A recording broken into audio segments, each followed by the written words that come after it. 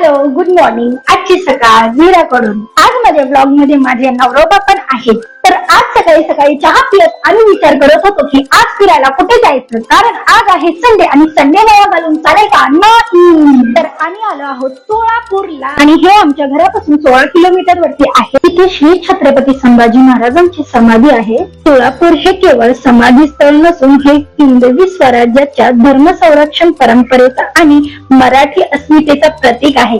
येथे येताना प्रत्येक मराठी माणूस अभिमान, वेदना आणि श्रद्धा या तिन्ही भावनांनी भारावून जातो. आणि हा परिसर फक्त धार्मिक व ऐतिहासिक नसून पर्यटन स्थळ बनले आहे. संगमेश्वर मंदिराच्या जवळ नदी घाट बांधून बोटिंग सुरू करण्यात आली, ज्यामुळे पर्यटक आणि भक्त या ठिकाणी मोठ्या संख्येने आकर्षित होतात. तिथे गेल्यावरती खूप शांत वाटतं आणि अंगावरती अक्षरशः काटा येतो. आम्हाला केव्हाही जर मन शांत करायचं असेल तर दर रविवारी तिथे थोडा का होईना वेळासाठी आम्ही फेरफटका काढायला येतो. याचा पूर्ण व्हिडिओ जर तुम्हाला पाहायचा असेल तर मी YouTube वरती ऑलरेडी अपलोड केला आहे.